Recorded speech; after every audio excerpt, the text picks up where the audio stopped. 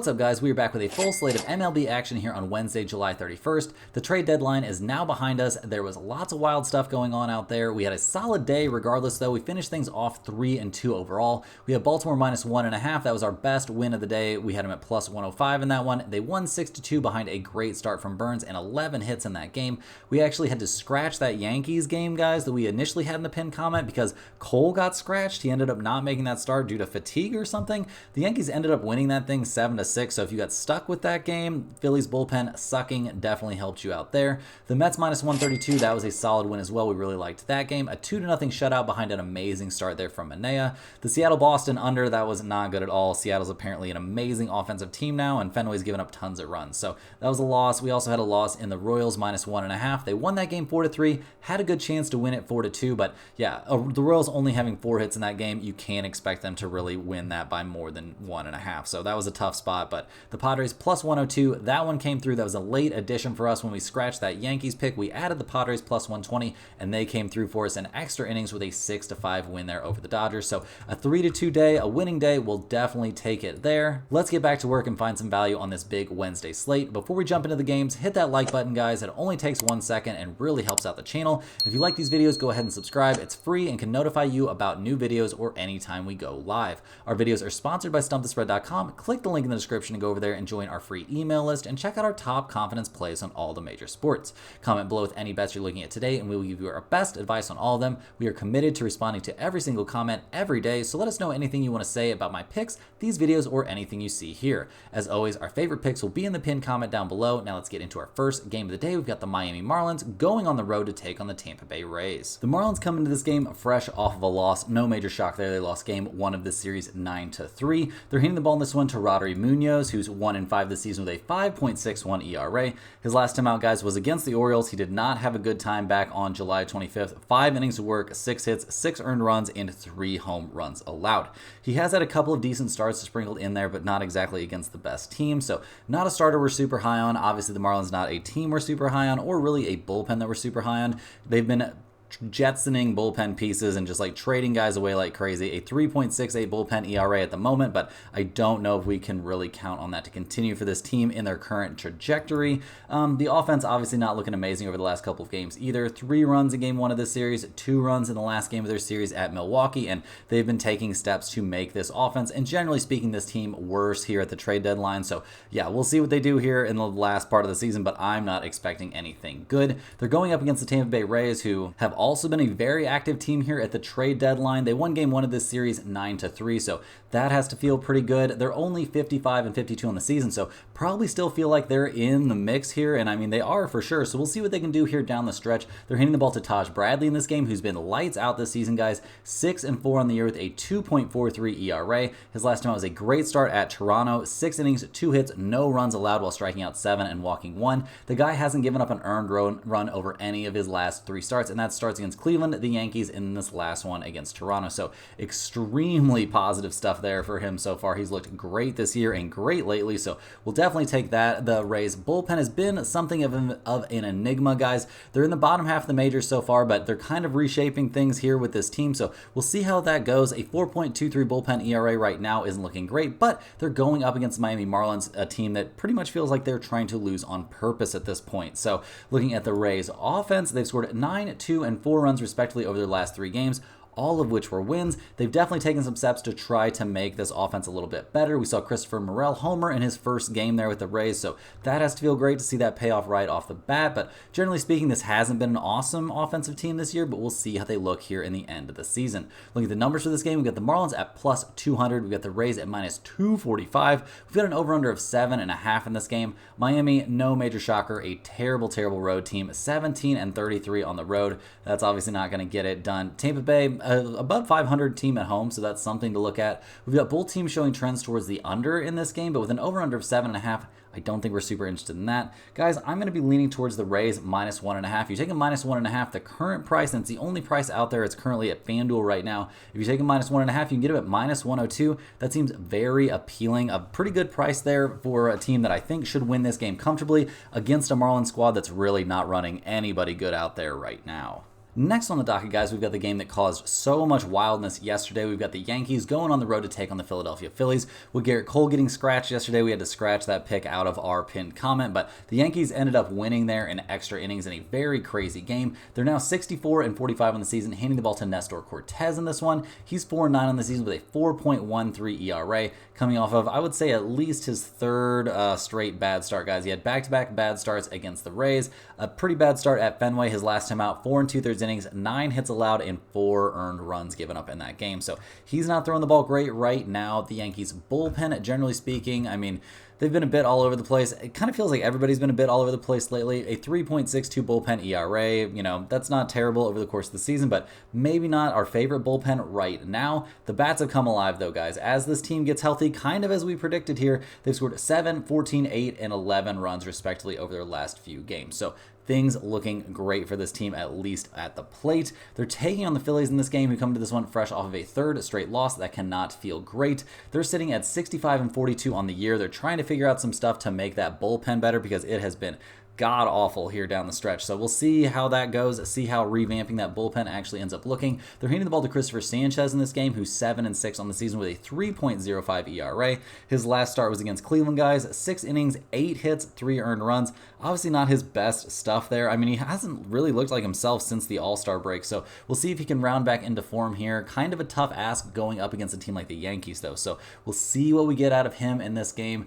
Seems a bit tough, though, for sure. And yeah, the Phillies bullpen clearly in flux. A lot of moving pieces right now. We'll see what they're actually looking like, especially coming off of a 12-inning game. So yeah, things looking pretty wild there in this series at the moment. The Phillies offense hasn't really been terrible. I mean, they've scored 6, 4, 3, and 8 runs respectively over their last few games. Haven't exactly been firing on all cylinders, I won't say, but this is a great offensive team, guys. Absolutely no doubt about it. Easily top 5. Clearly a top 5 offense. No doubt about it. This lineup is just loaded with sluggers. So we expect them to get after it here going up against Cortez. And looking at the numbers for this game, guys, we see the Yankees at plus 116, the Phillies at minus 130. We've got an over-under of 9.5 in this game. The Yankees on the road, 36-22 on the road. That's an MLB best on the road. The Phillies are 38, 8, and 18 at home. That is an MLB best at home. So yeah, not a lot to glean from that in terms of the side in this game. And generally speaking, I want to lean maybe slightly towards the Yankees plus 116 since their bats are so hot. But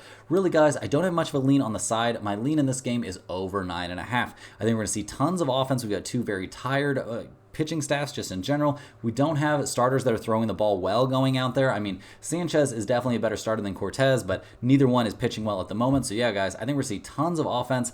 Looking at that over 9.5 seems very appealing to me. Next up, guys, we're looking at the Toronto Blue Jays going on the road to take on the Baltimore Orioles. The Blue Jays come to this game fresh off of a 6-2 loss there in Game 3 of this series against Baltimore. Yeah, this team, clearly the Blue Jays looking like sellers here at the trade deadline. Not a lot of positive stuff happening for them at this season at 50-58 on the year. They're handing the ball in this game to Paolo Espino, I'm pretty sure is how you say his name. Yeah, not a great look, guys. He's been a bullpen guy. This is only his third appearance of the season. He didn't look great back in April when he was with the big league club. So yeah, a 37-year-old coming out of the minor leagues, not exactly somebody I'm looking at as a premium pitching option. So very low expectations for him, extremely low expectations for this Toronto bullpen that's sporting an ERA now of over 5. So yeah, not a lot of good stuff to look at for this pitching staff. The offense obviously not having a great time yesterday, scoring only 2 runs. They've looked a bit better recently, but yeah, I don't trust them to really have a good time here. I think they're going to be a little bit down in the dumps after, an all-star break and a trade deadline that didn't really bring anything positive for them. So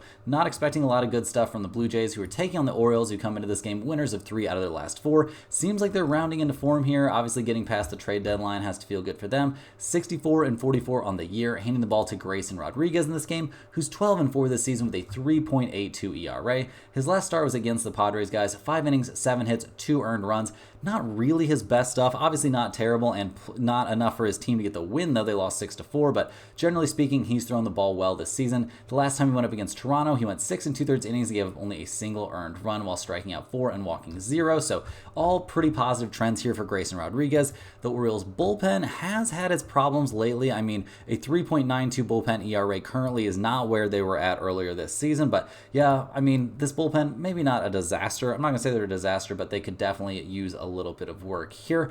Looking at the offense, guys, they've scored 6, 4, 11, and 8 runs respectively over their last few games. Seems like they're getting back on track here. I mean, second in the majors in runs scored, first in the majors in slugging percentage, still top 10 in batting average. Like, this is an excellent offensive team. So expecting good things from the Orioles in this one, and looking at the numbers for this game, guys, so are the odds makers. We've got the Blue Jays at plus 194, the Orioles at minus 235. We got an over-under of 9 in this game. Baltimore minus 1.5, which would be the part of this one that we're pretty interested in. If you take a minus 1.5, you can get it at minus 115. That seems like an affordable price. Baltimore is 32-25 at home, so a decent home team. We do see both squads showing some trends towards the over. 9 seems like a big number, but I do think in this situation we could see Baltimore possibly score 9 runs all on their own. So yeah, take a look at that over 9, but my major lean in this game is Baltimore minus 1.5 at that very reasonable price. Next on the docket, we've got the Minnesota Twins going on the road to take on the New York Mets. The Twins come into this game losers of the first 2 in this series. They lost game 2 of the series 2-0, so a completely different game than game 1, but still the Twins take the loss. They're hitting the ball in this game to Pablo Lopez, who's 9-7 on the season with a 4.73 ERA. He's coming off a very good, kind of extended start there at the Tigers. 7 innings, 6 hits, 2 earned runs, 7 strikeouts in that game. He's starting to put up longer outings. That's back-to-back 7-inning appearances, so pretty good stuff here from Lopez. Not exactly what I would have expected from him, to be honest. He was seeming like, a short outing kind of guy, but stretching me out a little bit here, and he's looking good. The Twins bullpen obviously not having the best time lately over their last 20 games or so. A 3.93 bullpen ERA, trending in a negative direction, guys. Not the way this team wants to be pointed in terms of their bullpen. Offensively, they've scored only 2 runs over the first 2 games of this series. That's not great. They've scored 0, 2, 5, 2, and 9 runs respectively over their last 2 series.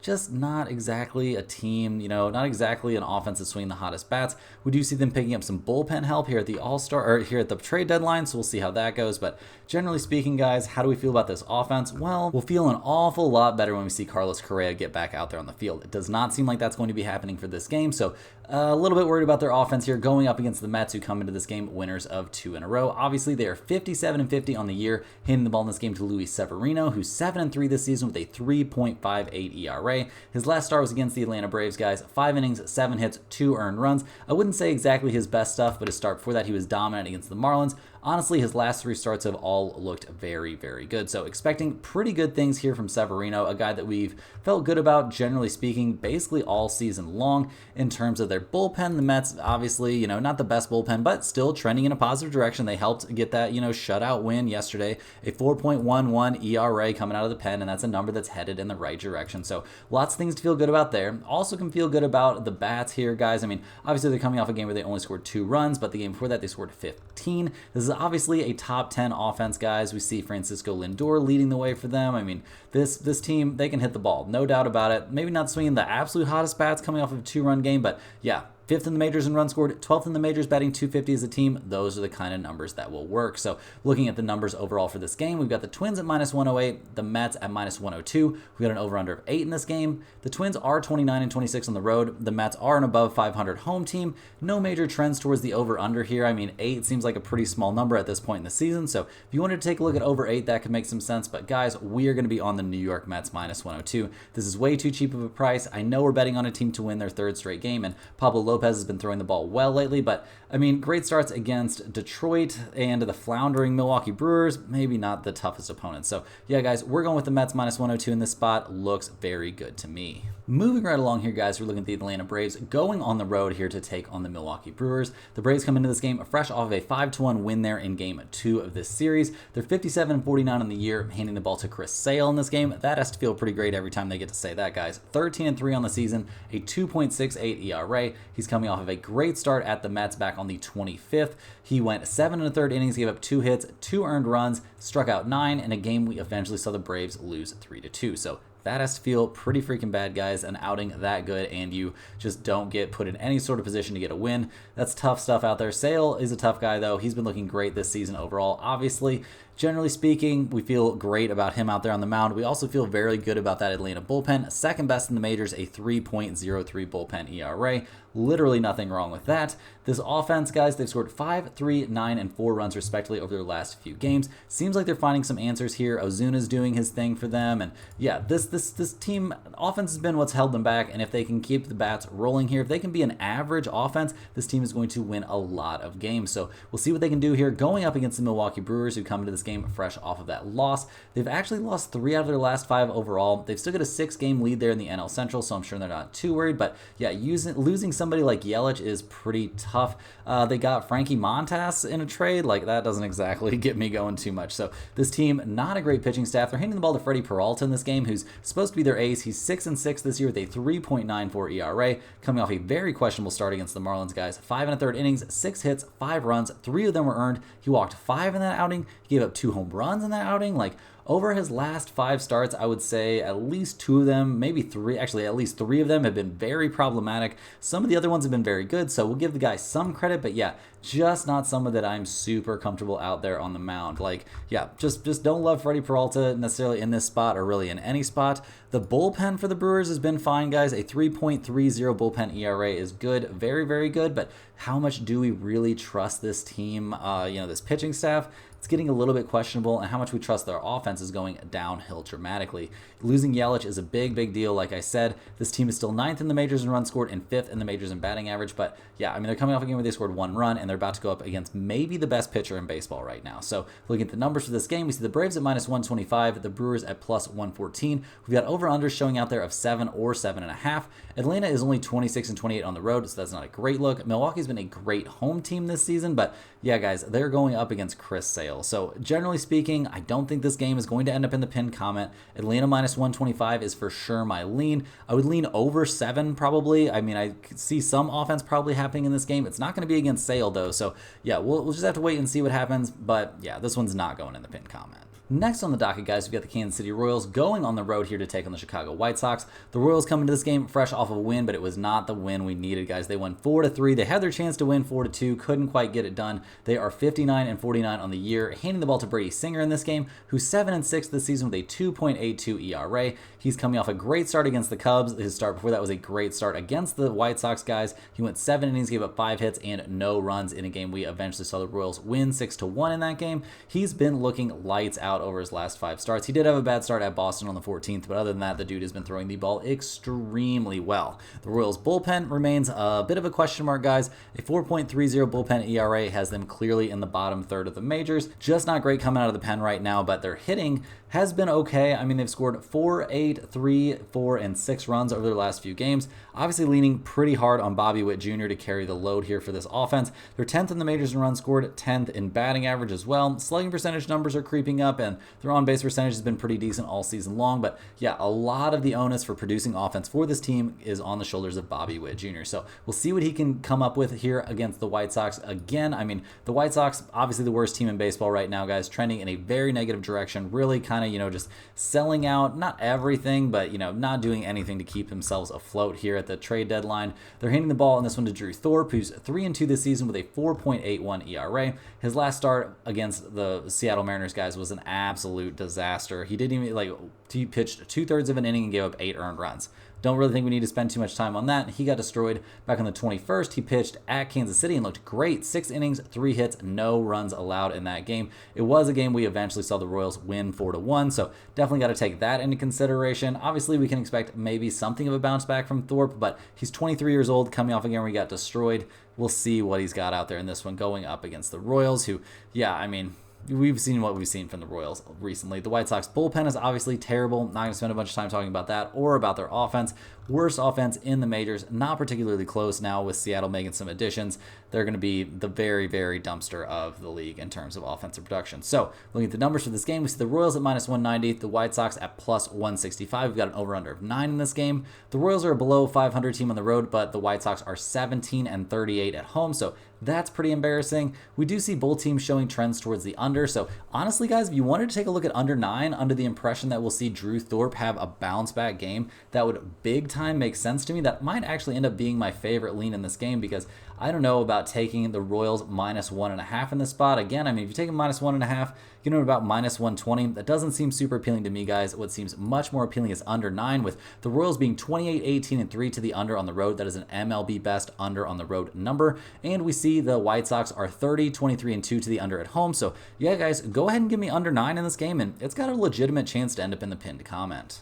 Next up, guys, we're looking at the Texas Rangers going on the road to take on the St. Louis Cardinals. The Rangers come into this game fresh off of an 8-1 loss there, with Tommy Pham hitting a grand slam in his return to the Cardinals. Absolutely storybook stuff there from Pham. The Rangers are 52-56 on the season, handing the ball to Andrew Heaney in this game, who's 4-10 on the year with a 3.77 ERA. His last start, guys, was at Toronto. He didn't look great. 5 innings of work, 7 hits, 4 runs allowed. So yeah, not great stuff out there from Heaney. Not exactly a guy that's had a great time this season, although he's pitched a little bit better than his record. He really got off to a rough start. So not really expecting miracles from him or from that Rangers bullpen, guys. They are 26th in the majors or something like that, with a 4.34 bullpen ERA. That does not exactly impress me, and the offense has scored 1, 6, 3, 3, and 5 runs respectively over their last few games, and those are games against the Toronto Blue Jays and the Cardinals. So yeah, not an offense that I'm really very excited about. They're getting a little bit banged up now. They're down to 17th in the majors in runs scored and 22nd in the majors in slugging percentage. So they're taking on the Cardinals in this game, who have now won 2 out of their last 3. They're 55-52 on the year, handing the ball in this game to Michael McGreevy, the young right-hander who just turned 24 earlier this month. He does struggle to get left-handed batters out, so that's a bit of a concern in this game. But we'll see how this young guy can do out there. It's going to be interesting to see him make his first major league start. In terms of their bullpen, the Cardinals' pen has been fantastic this season, although they've taken a bit of a hit lately, falling to a 3.67 bullpen ERA, but still not a disaster. Obviously, the bats are looking great here, coming off an 8-1 win. They've scored 8, 3, 4, and 3 runs respectively over their last few games. The Cardinals were pretty active, making some moves here at the trade deadline. We'll see if those actually pay off for them, but not necessarily an offense that I'm super high on, but definitely improving, showing, trends here in the right direction. So we'll see what we get out of them in this game. The Rangers are -110 in this game. The Cardinals are -104. We've got an over-under of 9 in this one. Yeah, guys, I do think over 9 is definitely in play given this pitching matchup. I mean, the Rangers are a terrible road team. They're 23-32 on the road. The Cardinals are slightly over 500 at home, so that makes me want to theoretically lean towards the Cardinals a little bit, but yeah, I'm not very interested in the side in this game given who the Cardinals are putting on the mound. I do like the over in this one, though, with the Rangers 29-24-2 to the over when playing on the road, and the Cardinals are also a slight over team at home, so give me a look at the over in this game, but not in the pinned comment. Next up, guys, we're looking at the Washington Nationals going on the road to take on the Arizona Diamondbacks. The Nationals come into this game fresh off of a 17-0 loss at the hands of the Diamondbacks. They're not having a great time so far in this series. They lost a 1-run game and then got blown out 17-0. They're handing the ball in this game to Mackenzie Gore, who's 6-8 on the year with a 4.51 ERA. He's coming off of a pretty bad start at the Cardinals, guys. 5 innings, 9 hits, 6 earned runs. It was a game that miraculously Washington ended up winning, but yeah, it was not Mackenzie Gore's fault. Over his last 5 starts, it's been very problematic. I mean, I guess he did have a good start back on July 1st against the Mets, but other than that, not a lot of good things to say about him. Yeah, guys, the Nationals not exactly killing it right now. I mean, their bullpen hasn't been amazing either, sitting with a 4.19 bullpen ERA, a number that's definitely been getting worse for them as of late, so that's not a good look. And the bats, guys, 0, 8, 3, and 14 runs over the last few games. Obviously, wildly inconsistent. We'll see what they can do here in this game, but it seems a little bit tough out there. They're taking on the Arizona Diamondbacks, who come into this game fresh off of another offensive outburst. This team is hitting the ball insanely well right now. They're handing the ball in this one to Zach Gallen, who's 8-5 this year with a 3.70 ERA. His last time out was against the Pirates, 6 innings, 5 hits, 3 earned runs. Honestly, not his best work. He's had 2 good starts in a row, bounce backs from a couple of rough ones, but generally speaking, we've liked what we've seen from Gallen here lately. He hasn't taken on the Nationals yet this season, so nothing to look at there, but generally speaking, it seems like this young guy is throwing the ball relatively well at the moment. In terms of their bullpen, the Diamondbacks bullpen continues to improve. I mean, a 4.23 bullpen ERA definitely leaves plenty of room for improvement, but they've been doing that. They've been putting up good numbers lately, so I'm expecting some pretty decent stuff from them once again here in this game. So looking at the offense for the Diamondbacks, that's obviously the strength of this team, guys. They just scored 17 runs. They've scored 26 runs over their last 2 games combined. That's pretty wild stuff. They were up to 3rd in the majors in runs scored, 6th in the majors in batting average, batting .254 as a team. Like, the numbers just go on and on, guys. This is an absolutely lethal offensive team. So we'll see what they can do here going up against the Nationals. The numbers for this game, guys, we've got the Nationals at plus 158, the Diamondbacks at minus 172. We've got an over-under of 8.5 in this game, which seems kind of crazy. Seems like the Diamondbacks pretty much score 8 runs all on their own. We're very interested in the over 8.5 for this game. We're also interested in the Diamondbacks minus 1.5. If you take a minus 1.5, you can bet plus 115. That seems very enticing as well. There's a chance both of these plays could end up in the pinned comment. I'm blown away that we're looking at an over-under of 8.5 in this game. I'm double-checking the numbers right now to make sure that's what's out there. And yeah, guys, that's actually what's out there. So yeah, definitely going to be taking over 8.5 in this game, and also a very legitimate chance that we take the Diamondbacks minus 1.5 as well. Next on the docket, guys, we're looking at the suddenly offensively lethal Seattle Mariners going on the road to take on the Boston Red Sox. The Mariners put up a 10 spot to get the win there in Game 2 of this series at Boston. They're 57-52 on the year, handing the ball in this game to George Kirby, who's 8-7 this season with a 3.03 ERA. His last time out was a dominant start. It was against the Chicago White Sox, guys, so a big pinch of salt. Take that one with it. But over his last 3 starts, he hasn't given up more than 1 earned run. He is looking great out there lately, part of that very, very good Seattle Mariners starting rotation. Generally speaking, their bullpen has been very good this season as well. Not a big surprise there. A solid pitching staff up and down, guys.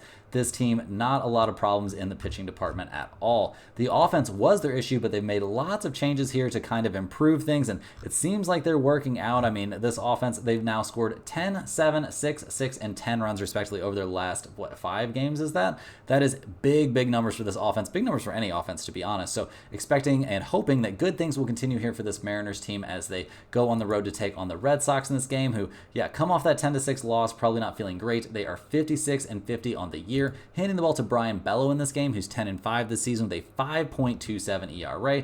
The guy just seems to get lots of run support. That's just kind of the way things work. We see that the Red Sox are 4-1 over his last 5 outings. And yeah, not a lot of those have been his fault, guys. I mean, he's given up at least 3 earned runs in each of his last 4 starts. Just not somebody that I am super high on personally right now. I mean, he's got 1 start against Seattle under his belt, and that was back at the very, very beginning of the season, so can't really take a ton from that. Just Brian Bello, not a guy that I've got a lot of faith in. Also don't have any faith in that Boston bullpen right now, guys. A 4.12 bullpen ERA, numbers that are absolutely not headed in the right direction, so that's not great either. And the offense, I mean, they've been putting up some numbers, 6, 14, 2, 8, they're putting up some numbers, but a lot of those are not in winning situations. They're trying to improve their relief pitching here at the trade deadline. We'll see how that, actually pans out in the long run.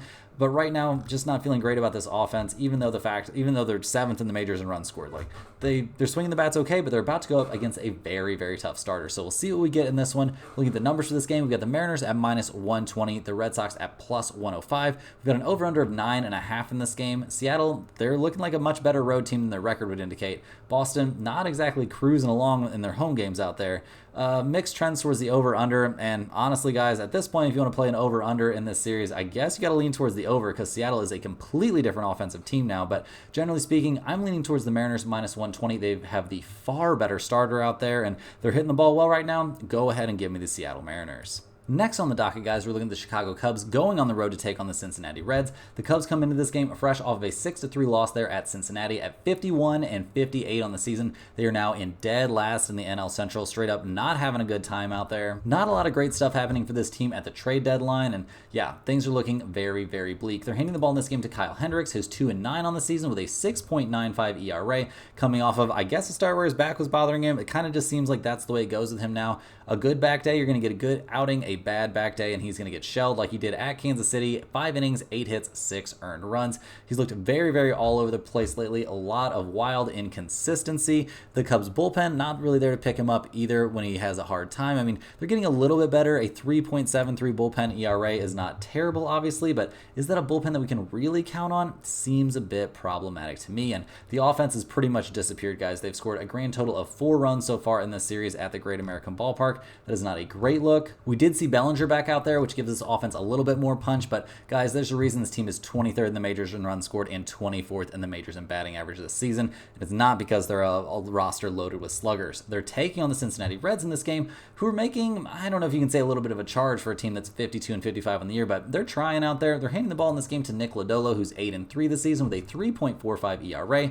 He bounced back from a tough start at Washington to have a very good start at Tampa Bay. 6 2/3 innings, 5 hits, 2 earned runs in a game we eventually saw the Reds win 3-2. So good stuff from Lodolo there. Not feeling too bad about him. He had 2 very good starts against the Cubs in back-to-back outings there in early June. So they'll take that. He has to feel pretty good going up against this opponent. The Reds bullpen has had a few hiccups here lately, but they're still looking great, guys. A 3.43 bullpen ERA for a team that plays half their games at the Great American Ballpark is very, very impressive stuff. The question for this squad is always their offense, and they've combined to score 13 runs so far in this series, which has to feel pretty good. They're 15th in the majors in runs scored, but still 28th in the majors in batting average, 23rd in the majors in on-base percentage. Just not an offense that I would say I'm really, really sold on, but they're swinging some hotter bats now, and it's not like they're going up against a dominant opposing starter. I mean, Hendricks has been all over the place this season, and in 2 outings against them, they were, I believe those were relief appearances against them. He did look good back in June, but yeah, we don't really have any idea what we're going to see from Hendricks. So looking at the numbers for this game, we've got the Cubs at plus 132, the Reds at minus 148. We've got an over-under of 9 in this game. The Cubs are only 24 and 32 on the road, guys. That is pretty bad stuff. Cincinnati is below 500 at home, though, so not a ton to be taken from that. We do see both teams showing fairly significant trends towards the under, and with an over-under of 9 in this game, I do shade towards the under possibly, but with Kyle Hendricks on the mound, that feels like too big of a gamble, guys. Just go ahead and give me the Reds minus 148 to win this game with Lodolo on the mound. I think they find a way to get the job done in this game the vast majority of the time. Moving right along here, guys, we got the Pittsburgh Pirates going on the road to take on the Houston Astros. The Pirates come into this game fresh off of a solid win there. They've now won 3 in a row. They're 55 and 52 on the year, 6 games back of Milwaukee in the NL Central. They're handing the ball to somebody in this game. We do not have a confirmed starter, though, so that's a little bit disappointing. Not sure what we're going to see there. I mean, who we're going to see there. They're 4th in the majors in quality starts this year and 11th in the majors overall in like team ERA. So, it depends a lot what we're going to see, because if we're going to see a bullpen outing from the Pirates in this game, that is a huge problem. Their bullpen, 23rd in the majors with a 4.31 bullpen ERA. That is absolutely not great stuff. So a bit worried about that. They're taking on the Houston Astros in this game, who've now lost 3 in a row to fall to 55 and 52 on the season. They've got to be a little bit scared about the Seattle Mariners, who now took back over that top spot in the AL West and are looking so good. The Astros are handing the ball in this game to Framber Valdez, who's 9-5 this year with a 3.43 ERA. His last time out was a very, very good start against the Dodgers, guys. He went 6 1/3 innings, gave up 4 hits and no runs while striking out 10 in that game. Very, very good stuff. Honestly, all of his last 5 starts have looked very, very good, and Houston has gotten the win in every single one of those starts. So very, very good stuff out there from Valdez. In terms of their bullpen, the Houston pen has definitely been trending in a positive direction over the last, quite some time now, guys. A 3.75 bullpen ERA is impressive for a team that was looking terrible in the pen early this season. They made some moves to try to improve things for this pitching staff, generally speaking, at the trade deadline. So we'll see how that all works out. They've got to get some more offense, though, guys. They've scored 2, 3, and 2 runs, respectively, over their last 3 games. This team's counting stats are way, way too good to be this bad at the plate, guys. I mean, I guess they're falling. These numbers are falling. They're down to 12th in the majors in runs scored, 10th in the majors in on-base percentage, and 8th in the majors with a slugging percentage of .419. They're 2nd in the majors in batting average still, though, guys. So I'm expecting this offense to make some sort of comeback here at some point. Looking at the numbers for this one, we see the Pirates at plus 180, so that should tell us a good amount there about what kind of starter the odds makers are expecting. The Astros are minus 210. We've got an over-under of 8.5 in this game. Pittsburgh's a slightly over 500 team on the road. Houston is 30 and 23 at home, so that's pretty solid. Not a lot of major over-under trends for this game. I would maybe look towards over 8.5, but I don't know. Not too interested in the over-under. More leaning towards the Astros to win this game after losing 2 in a row. I think they bounce back. Obviously, minus 210 is a very expensive price, so you would want to look at a minus 1.5. If you take a minus 1.5, you can get a pretty reasonable price, I would assume. It seems like it's something around plus 105. That seems okay, but is that good enough to end up in the pinned comment for me? At this point, without a confirmed starter for the Pirates, there's not a lot I can do. Rounding into the home stretch here, guys, we got the LA Dodgers going on the road to take on the San Diego Padres. The Dodgers come into this game fresh off of a 6-5 extra inning loss there to the Padres. feels pretty good for us. We take the win in that game for sure in the extra innings. That has been a tough spot for us, so I feel like we deserve one every now and then. The Dodgers are 63-45 in the year, handing the ball in this game to Clayton Kershaw, who, yeah, I mean, he looked okay out there in his first outing of the season against the Giants. 4 innings of work, 6 hits, 2 earned runs. He struck out 6 and walked 2 and came out of that game healthy. That was the main thing they were looking for. Obviously, the Dodgers just added Jack Flaherty to their rotation, so that should be a big boost there. We'll see what they get out of Kershaw in this game. Obviously, looking good in his first one is a good step. We'll also see what their bullpen can do. They've had some issues lately, definitely had some issues in their last game. A 3.64 bullpen ERA is not terrible, but obviously not looking, insane out there at the moment. And kind of neither is the offense, which is a bit perplexing. I mean, they've scored 5, 6, 6, and 0 runs over the last few games. Ohtani obviously out there doing his thing. This is clearly a top 3 or 4 offense in the majors. 4th in runs scored, 1st in on-base percentage, all that good stuff, but they just can't seem to get healthy. Once we see Mookie Betts back out there, it could change a lot, but until we see him back out there, I'm always going to have some question marks about this team at the plate, and they're going to need to score some runs here going up against the Padres, who are 58-51 on the season. Coming off of that 6-5 win, they've now won, what is that? What did they go on, a 7-game winning streak, and then they lost one, won one, so they've won 7 of their last 8 or 8 of their last 9, something like that. They're handing the ball in this game to Dylan Cease, who's 10-8 on the season with a 3.50 ERA. The guy is coming off of the longest of long starts. He threw a complete game, no hitter, struck out 9 and walked 3 in that outing at Washington. So very, very good stuff there. Absolutely love how he's thrown the ball over his last 3 starts. Hasn't given up a run over those 3 starts. So we'll see if he's got enough left in the tank here. It is a bit problematic that he's coming off of such a long start. And obviously there's going to be some hangover after all the, it's got to feel great to throw a no-hitter, guys. You're going to have a letdown in your next start almost regardless. We'll see how big of a letdown, but he's throwing the ball great right now, no doubt about it. The Padres bullpen has also been trending in a positive direction. A 4.17 bullpen ERA, though, leaves plenty of work still to do. Obviously, this is a team that was interested in showing some improvement here, trying to bolster that bullpen, so we'll see if that pen really can be reworked. The offense is hitting the ball pretty great, guys. 6, 6, 9, 6, 3, and 12 runs, respectively, over their last several games. 11th in the majors in runs scored, 1st in the majors in batting average. This team can absolutely hit the ball. So looking at the numbers for this game, we've got the Dodgers at plus 110, the Padres at minus 116. We've got an over-under of only 7.5 in this game. That seems a bit low, although given the pitching situation, I guess I can wrap my head around it. The Dodgers are a slightly over 500 team on the road. The Padres are now a 500 team at home, so they'll definitely take that. We've got mixed trends towards the over-under. With an over-under of 7.5, that's so low, I would lean maybe towards the over, but generally speaking, guys, I do like the Padres minus 116 in this game. I don't know if I like it enough to put it in the pinned comment because I'm always very worried about pitchers coming off of long appearances, so probably not going to end up in the pinned comment, but I do think the Padres are decent value. Next up, guys, we look at the Colorado Rockies going on the road to take on the Los Angeles Angels. These two teams just played a 10-7 barn burner in Game 1 of this series, with the Rockies coming out on the short end. They've now lost 5 straight games, so not exactly having a great time. This team has just been floundering along all season. They're handing the ball in this game to Kyle Freeland, who's 2-4 on the year with a 6.23 ERA. He's coming off of a debacle of a start there at San Francisco. 4 innings of work, 8 hits, 6 earned runs, and 2 home runs allowed. He's given up at least 1 home run over each of his last 3 starts and out of 4 of his last 5 starts. Just not having the best time out there over at least his last 3 outings.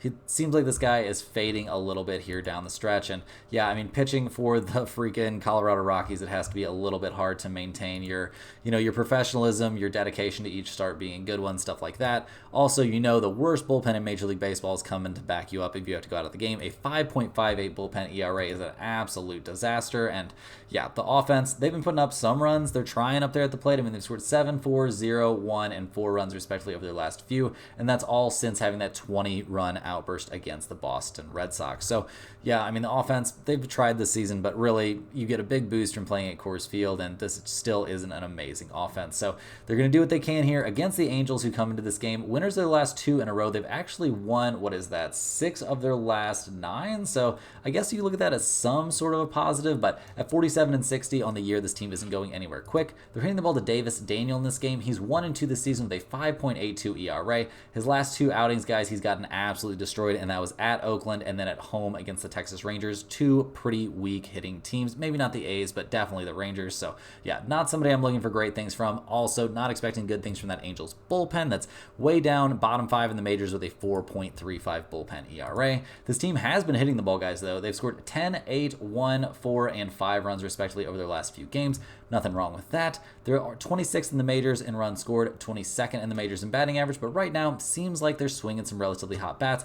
They're also doing some stuff that's probably going to make the bullpen worse, so not too excited about that. Looking at the numbers for this game, we see the Rockies at plus 116, the Angels at minus 136. We got an over-under of 8.5 in this game? 8.5? That seems kind of crazy, guys. Colorado's only 14-40 on the road. The Angels are 23-32 at home. Not super interested in that. Both teams showing, well, not both teams, but Colorado is 31-22-1 to the over on the road.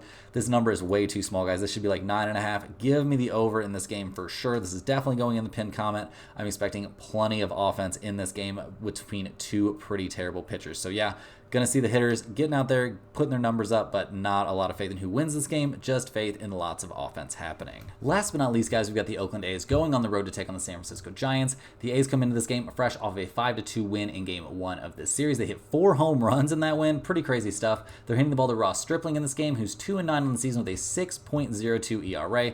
His last 3 starts have all been very problematic. That's at the Angels, at home against Houston, and then at the Kansas City Royals. He gave up at least 4 earned runs in every single one of those, and not going deep into the game. Yeah, just not looking great out there. The A's bullpen has been much better, though. I mean, they're 5th in the majors with a 3.53 bullpen ERA, which is better than this team looked early in the year. But yeah, having a great bullpen's not exactly going to just win you a ton of games, but it doesn't really feel like that was ever in the cards for Oakland this season. The offense has been killing it, guys. 5, 6, 3, 5, and 6 runs respectively over their last few games. They've got some guys putting up some decent stuff. I mean, we also see them being significant sellers here at the trade deadline, so we'll see what actually happens to a team that's 20th in the majors in runs scored and 27th in the majors in batting average, but their league average and slugging percentage and that all these offensive numbers have been heading up lately. So they're taking on the Giants, who come into this game fresh off of that tough loss. They're handing the ball to Logan Webb in this one, who's 7-8 on the season with a 3.72 ERA. He's coming off a pretty mediocre outing there at the Dodgers, which, I mean, is at the Dodgers, that's a bit tough. The dude was in the All-Star game for a reason, but generally speaking, you can only do so much when you're pitching in this kind of a situation for this kind of a team. Webb's doing what he can out there. He doesn't have a very good bullpen behind him, guys. The Giants bullpen, bottom 4 in the majors, a 4.37 ERA coming out of the pen, and the offense, it's doing what it can, guys. They've scored 2, 5, 5, and 4 runs respectively over their last few games. They're 14th in the majors in runs scored, 12th in the majors in on-base percentage. Like, this is a slightly above average offense, but you can only do so much when you've got that bad of a bullpen and really not great starting pitching either. So big question marks for the Giants. Looking at the numbers for this game, we've got the A's at plus 180, the Giants at minus 196. We got an over-under of 7.5 in this game. That seems insane to me. Oakland is 18-37 on the road. San Francisco is 32-22 at home. We see both teams showing trends towards the under in this specific situation, but right now with how both teams are swinging the bats, I do think over 7.5 is very, very live. I know there were only 7 runs scored in game 1 of this series, and I know we're going to have Logan Webb out there, but Ross Stripling can give up a ton of runs. Webb hasn't been untouchable either. So yeah, give me over 7.5 as a small lean in this one. That's all the games we have for today, guys. Hit that like button for good luck on all of your bets and subscribe to the channel if you're new. Let me know in the comments any questions you have on today's slate. Thanks for watching. You can click the link in the description to check out stumpthespread.com, and we'll see you guys tomorrow for more sports betting action.